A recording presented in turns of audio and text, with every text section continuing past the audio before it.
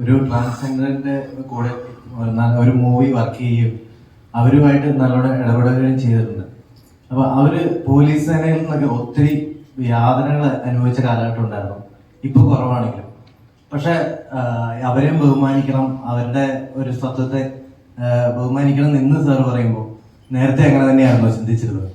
100%. ഞാൻ anti human trafficking എന്റെ ചുമതലയിൽ ഞാൻ പോലീസിൽ ഒരു 10 വർഷത്തോളം ജോലി ചെയ്തതാണ്. അതിന്റെ ഭാഗമായിട്ട് ഞാൻ ട്രാൻസ്ജെൻഡർ ഫെസ്റ്റുകൾ ഓർഗനൈസ് ചെയ്തിട്ടുണ്ട് ട്രിവാൻഡ്രത്ത്.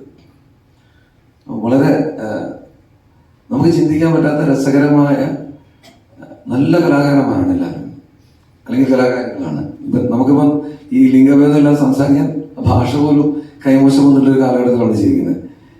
ഇവർക്ക് ഞാൻ വളരെ രസകരമായിട്ട് എനിക്കിപ്പോഴും ഓർമ്മയുണ്ട്. ഞാൻ ട്രാൻസ്ജെൻഡർ ഫെസ്റ്റ് ഓർഗനൈസ് ചെയ്തപ്പോൾ കുറേ നേരം ഞാൻ സ്റ്റേജിൽ ഇവരുടെ പരിപാടി കണ്ടു, ഇവരെ കുറിച്ച് സംസാരിച്ച് പ്രസംഗിച്ച ശേഷം ഞാൻ പറഞ്ഞു എനിക്കൊന്ന് ബാത്റൂം പോകണമെന്നാണ്, ടോയ്ലറ്റ് യൂസ് ചെയ്യണം. അപ്പം ഞാൻ ചെന്നപ്പോൾ കാണുന്ന ശരി ഇവരെല്ലാവരും 2 ടോയ്ലറ്റിലും ഉപയോഗിക്കുന്നുണ്ട്. സ്ത്രീകളുടെ പുരുഷന്മാരുടെ ടോയ്ലറ്റ്. അവർക്ക് ആ വ്യത്യാസമില്ലാത്തവർ, അവർക്ക് ലിംഗഭേദം, അവർ പെട്ടെന്ന് ഡാൻസിന് വേണ്ടി തയ്യാറെടുക്കുകയാണ്.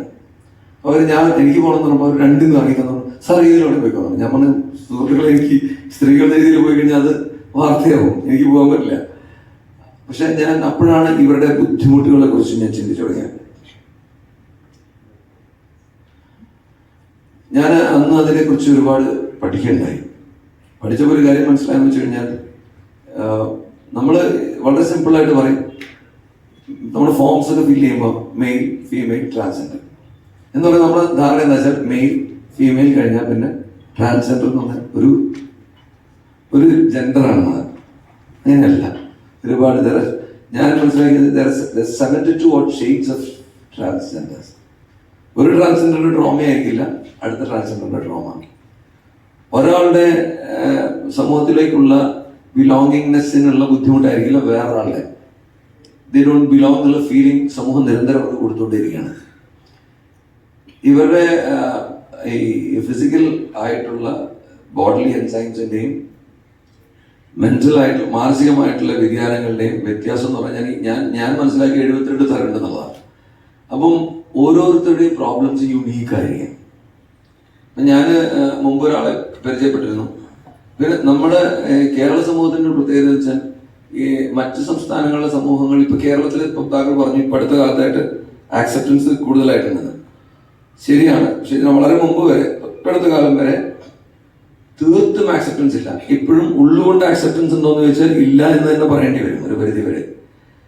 അപ്പോൾ ഈ ഞാനൊരു വ്യക്തിയെ പരിചയപ്പെട്ടതെന്ന് വെച്ചാൽ കോയമ്പത്തൂരിലൊരു വ്യക്തിയെ വിളിച്ചു. ഞാനിപ്പോ ഇന്ന് അഞ്ജലിയൊക്കെ ഞാൻ കുറിച്ച് സംസാരിക്കുകയായിരുന്നു.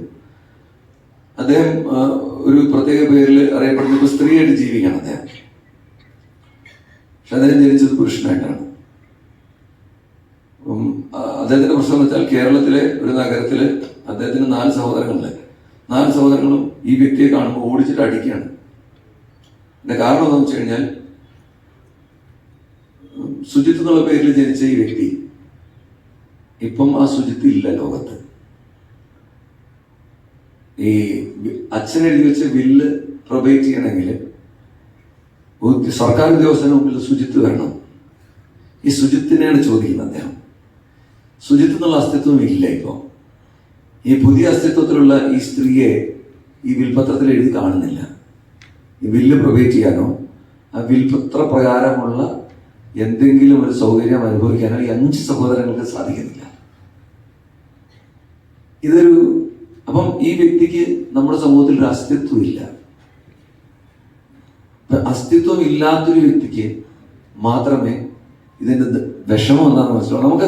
നമുക്ക് ഈ അസ്തിത്വം എന്ന് പറഞ്ഞാൽ നമ്മളെ സംബന്ധിച്ചിടത്തോളം നമ്മളിപ്പോ പോലീസ് പിടിക്കുന്നു, നമ്മളോട് ചോദിക്കുന്നു നിങ്ങളുടെ ലൈസൻസ് എവിടെ, നമുക്ക് ലൈസൻസ് എടുത്ത് കൊടുക്കാനുണ്ട്, ആധാർ കൊടുക്കാനുണ്ട്, ഇല്ലെങ്കിൽ ആധാർ ഇല്ല ഞാൻ പോയി എടുക്കണം എന്ന് പറയാനുള്ള ഒരു ആർജവം നമുക്കുണ്ട്. ഇങ്ങനെ പറയാൻ പറ്റാത്ത ഒരു പറ്റം വ്യക്തികളുടെ ജീവിതം എങ്ങനെയാണ് ഞാൻ അടുത്തറിഞ്ഞിട്ട് തന്നെയുണ്ട്. ആ സാഹചര്യത്തിലാണ് എനിക്ക് അഞ്ജലിയെ പരിചയപ്പെടാനും ഈ സിനിമയായിട്ട് വർക്ക് ചെയ്യാനൊക്കെ പറ്റിയത്.